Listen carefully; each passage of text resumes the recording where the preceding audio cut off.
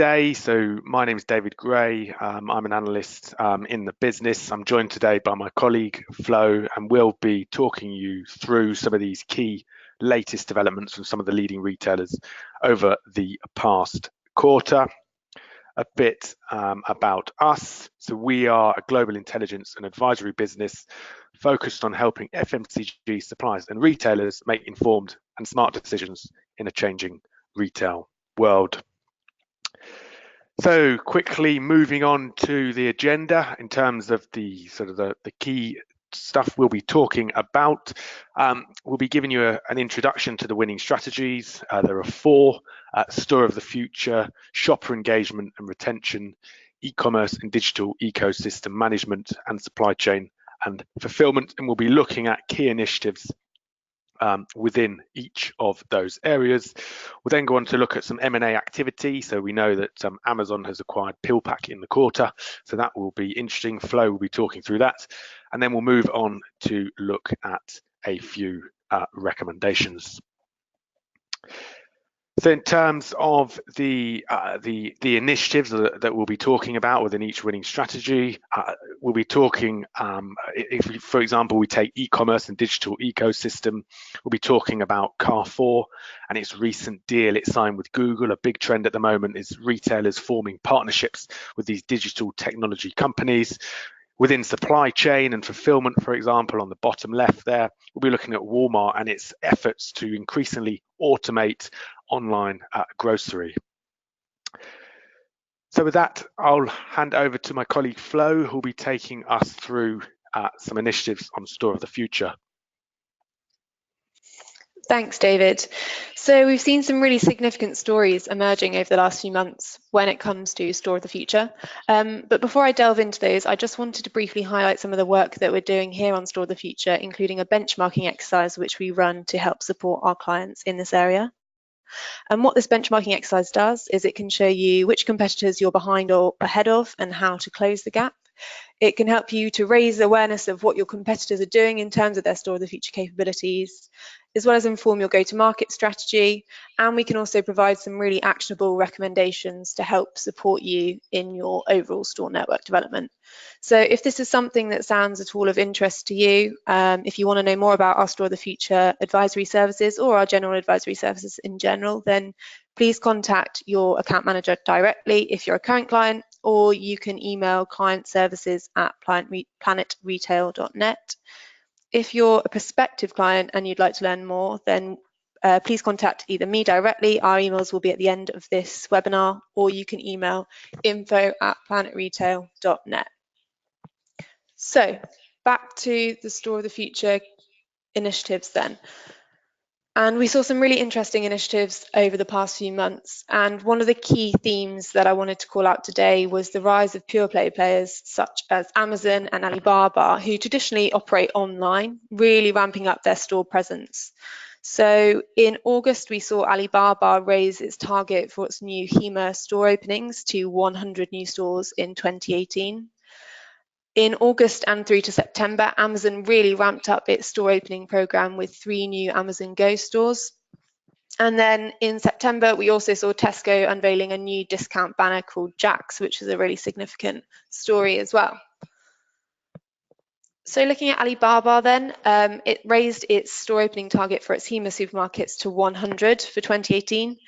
And if you haven't seen these Hema stores before, I'd really recommend you go and have a look at them online. They're really revolutionary in terms of their digital integration and the way they combine the online and offline channels. And in terms of looking at this in practice, you can see this on the image on the right-hand side here. The stores are basically used as warehouses for online orders as well as supermarket shopping. So this basket here is being transported around the store to pick and pack a customer online order.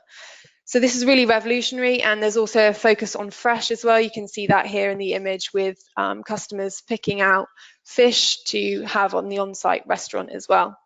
So I think this is a really significant story in that it emphasizes this trend more towards the store and online to offline integration in markets such as China, and increasingly other markets such as the US and UK are increasingly looking towards China for inspiration in this area. In August, we also saw Amazon really ramping up its store presence through 3 new Amazon Go stores. So these are in addition to Amazon's original and only Amazon Go store in Seattle. Again, these stores are really quite revolutionary in terms of their technology. They are checkoutless, so cameras track shoppers' movements and payments throughout the store. So payments are taken automatically on the way out via a mobile app. And this is really targeted at more of a convenience shopping mission. So I think this is significant because it highlights how Amazon is actually now focusing on the store as well as its online operations. And it could also transform the way that we see shopping going forward in terms of this more checkoutless automated shopping experience. And we are seeing other retailers such as Tesco and Sainsbury's in the UK and Ahold Delhaize in the Netherlands starting to test some of these concepts themselves. I think it's important to say this is still very much in test and learn stage at the moment, but certainly this is going to be more influential as Amazon ramps up going forward. And then finally, moving on to Tesco. So they launched a really significant initiative in September through a new discount banner called Jack's.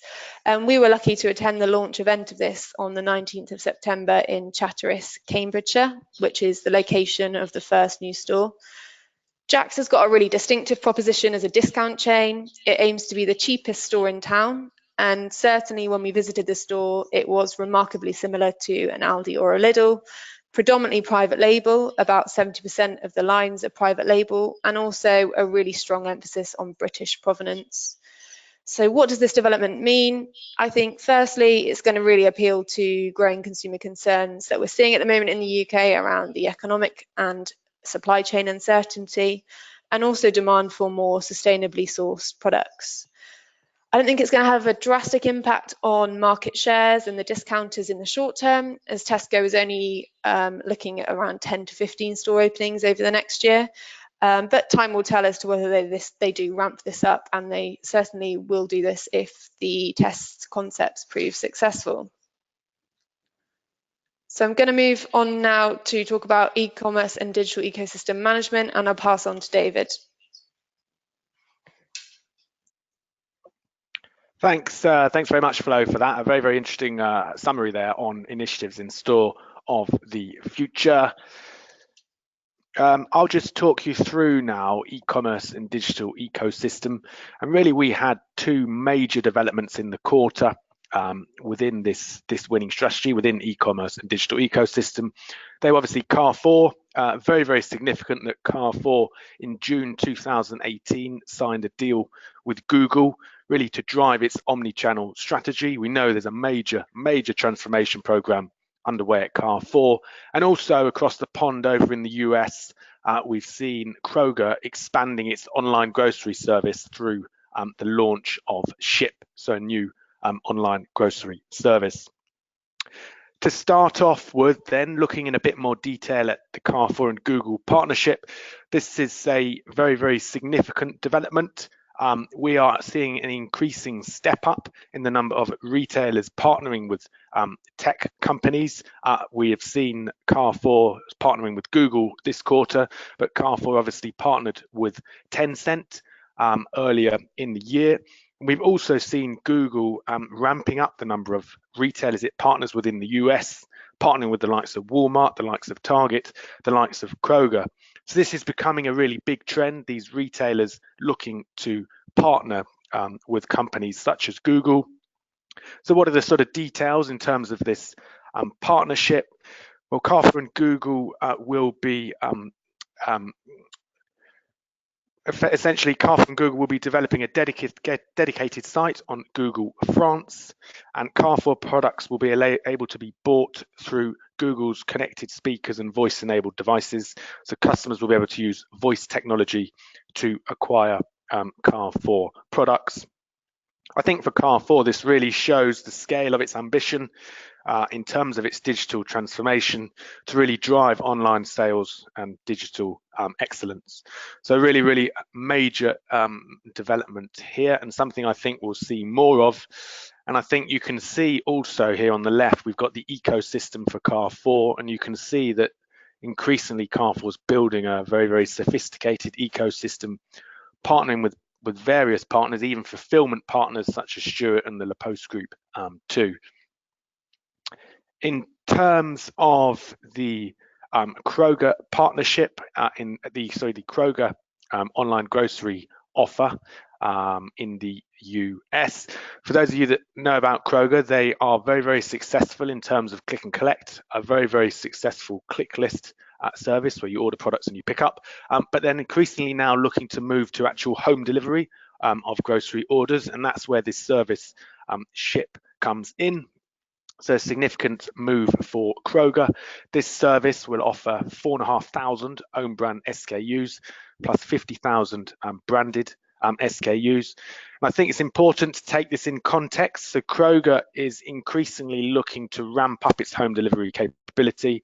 For any of you that have been following Kroger in recent months, there's obviously the partnership with Ocado. Kroger will be leveraging Ocado, the UK online pure play grocery operator.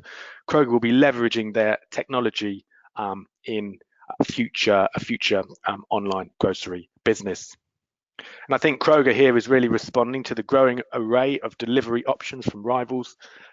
We're seeing a lot of efforts in that area. For example, Target with its Shipt acquisition.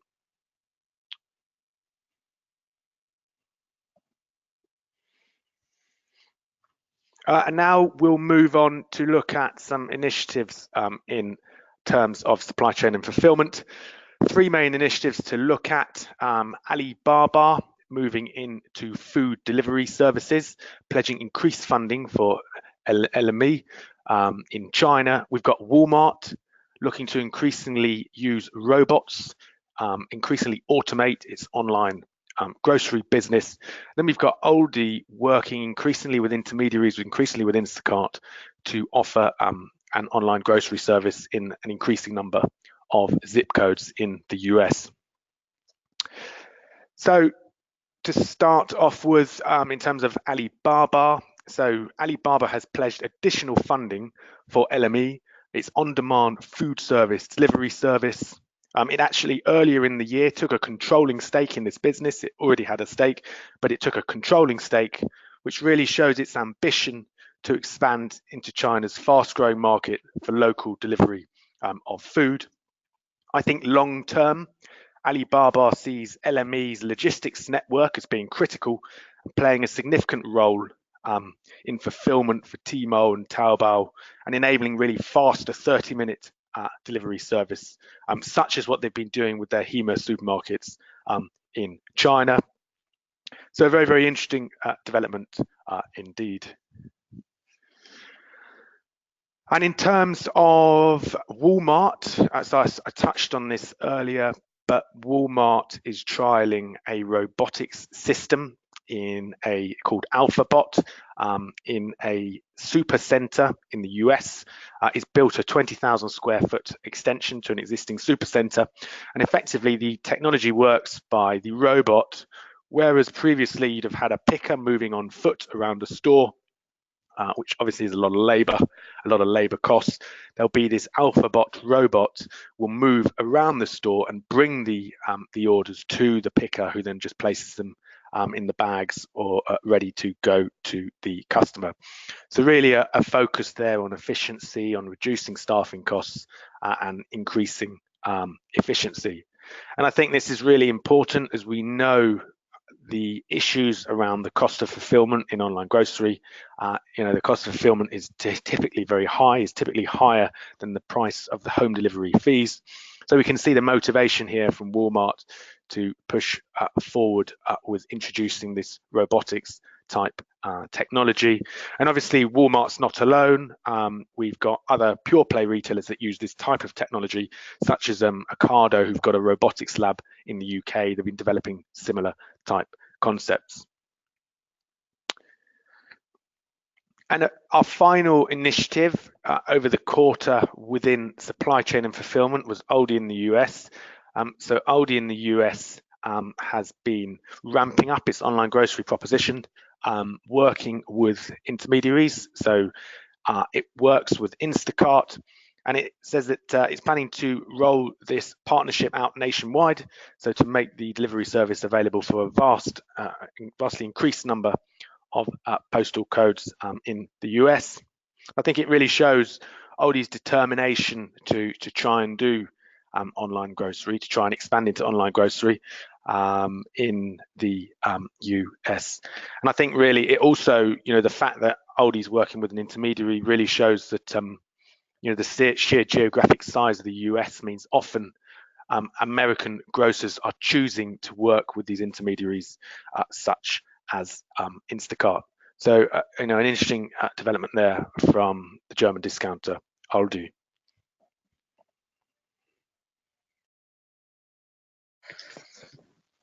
Thanks, David. So I'm now going to talk about our last winning strategy, which is shopper engagement and retention. So we've seen a couple of notable initiatives in this space over the past couple of months. So the first one comes from Coles, which in July trialled a loyalty program really similar to Amazon Prime with its Flybuy Max scheme. And then into September, we also saw Carrefour doing some really interesting work in the sustainability area through setting ambitious food sustainability goals as part of its Act for Food program. So talking about Coles then, they introduced a new premium subscription tier trial to their Flybuys loyalty scheme. So what Flybuys is, it was already running previously for Coles. It's an Australian loyalty scheme which is operated by Wesfarmers, which owns the Coles banner. And basically customers can accrue points across a number of Australian retailers, and Coles is one of those, and they can redeem these points on products and experiences. What the new program is it's an additional kind of premium tier to this original Flybuy scheme, which is a subscription scheme based program.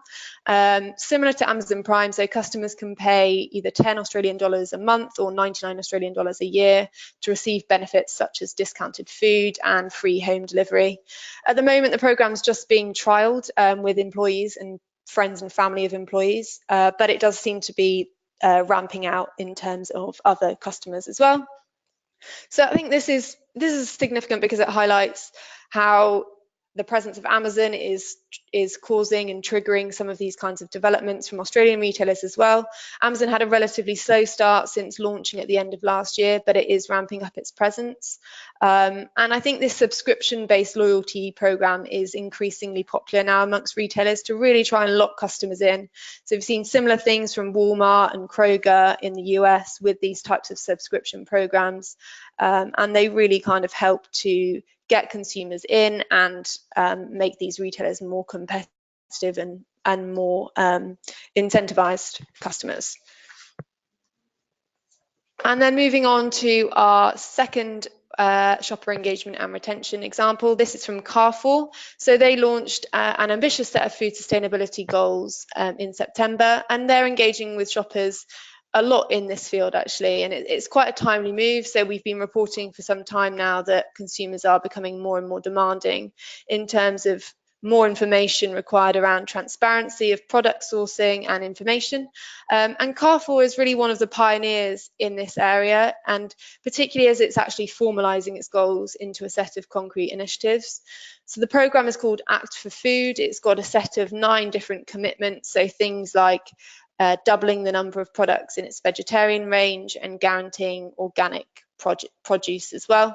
I think the challenge for Carrefour here will be how it communicates these goals with its customers to actually achieve closer engagement. And one of the things that it is actually doing in this space is through using better engagement in store. And you can see this here in the image on the right-hand side. This is a Carrefour store that we visited in Barcelona. And you can see in this bio area, which is their natural and sustainably sourced range of products, they've got digital signage which is pointing to product origins and product information. So a good example of how you can engage customers in store on some initiatives. So then finally, just wanted to touch on some mergers, acquisitions and alliances that have been happening into Q3. And we try to capture these at Planet Retail as they tend to have quite significant impacts on the retail landscape. And we did see that through Amazon's acquisition of PillPack right at the start of the quarter.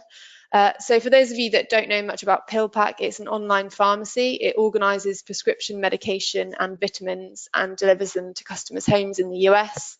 And users receive their medication on a monthly basis, and they've got a mobile app as well that they can use to manage this. I think the main thing that Amazon gets through this is pharmaceutical distribution licenses in all 50 US states, and it also has relationships with insurance companies now as a result of this acquisition. And this is really a key move for Amazon in terms of its influence on the healthcare industry. It has been gradually kind of increasing its presence in this area through the launch of its own over-the-counter private label medication, but this is pretty significant and could certainly have impact on the future healthcare industry. So definitely one to watch going forward.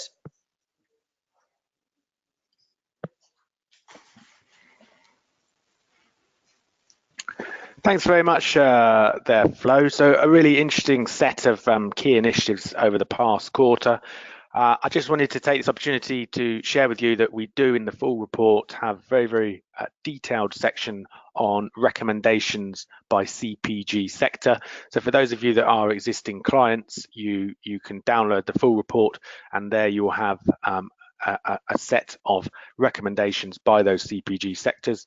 If you're not a client, then please do get in touch with us. Just before moving on to questions, just wanted to remind you about our Store of the Future advisory benchmarking work.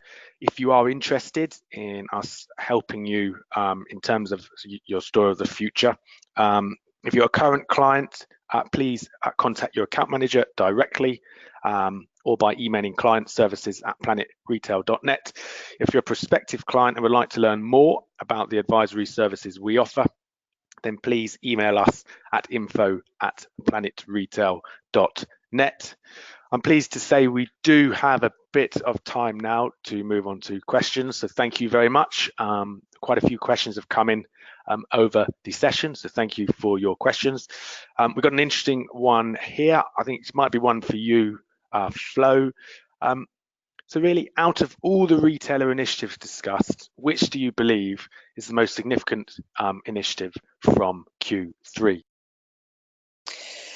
Yeah, I think I would probably say the one that I find the most kind of impactful is the Amazon store openings story. So I think not just the fact that they've opened 3 new Amazon Go stores, but also the fact that it's been reported that they're looking at up to 3,000 new store openings now between now and 2019. They've also opened a really interesting new store concept called Amazon's 4-star store, where all the products in that store are rated at least 4 out of 5 stars on Amazon.com's online site. So using their kind of online data to drive and open new creative store concepts. So I think just in general, Amazon is really starting now to focus more on the store itself. And obviously for other retailers in this space, you know, this is going to create a lot more competition. Up until now, they've been really focused on digital and expanding this ecosystem. But, you know, the fact that they're now looking at all these stores as well, that could really create some kind of challenges for other retailers, but also I think in terms of how that could trigger future transformation of the store with things like the technology that they're now using with the checkout stores, with the really kind of transformative digital integration, and also using all of this online data now to drive what the assortment and the distribution of the physical store looks like. So I think, yeah, definitely this Amazon store focus is going to be one to watch going forward. Thanks for that, Flo. And yeah, we do have some more questions coming in fact. So we've got another one here again, maybe one for you, Flo. So someone said that it seems acquisitions and alliances are becoming more of a theme for retailers. Is this the case? You know, why do you think this is happening? Yes, so I think that definitely is a trend that we're seeing. So we do tend to track these alliances, big acquisitions and mergers, and definitely over the past year or so, we've seen a definite ramp up in terms of this trend. I think there's probably two key strands to this theme. So the first is retailers looking more for synergies and efficiencies in terms of buying. And that's really being driven by a much more competitive market, the rise of the discounters, emergence of digital players, retailers really kind of struggling in terms of cost. And so I think particularly in Europe, actually, we've seen a number of recent alliances, the likes of Tesco and Carrefour working together, Metro, Casino, Dia and Auchan are also partnering in an alliance in Europe. So this is really helping them to try and kind of focus on cost. And then I think the second key theme in this area, which is really ramping up, is more around the digital focus. So retailers using acquisitions and alliances to expand their digital ecosystems. And I guess the Amazon acquisition of PillPack, because PillPack is an online company, I think this is a good example of this, and this is going to be definitely a growing theme as retailers seek to kind of become more dominant in the whole ecosystem, as well as just their key kind of physical channels as well.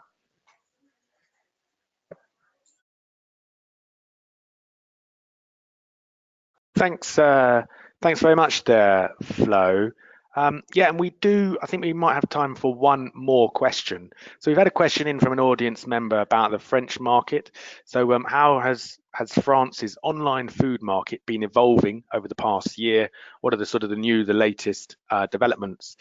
I think there's some really interesting things going on in France, and it's a very timely question because today we've just had the news from Monoprix about the partnership between Amazon Prime Now and Monoprix.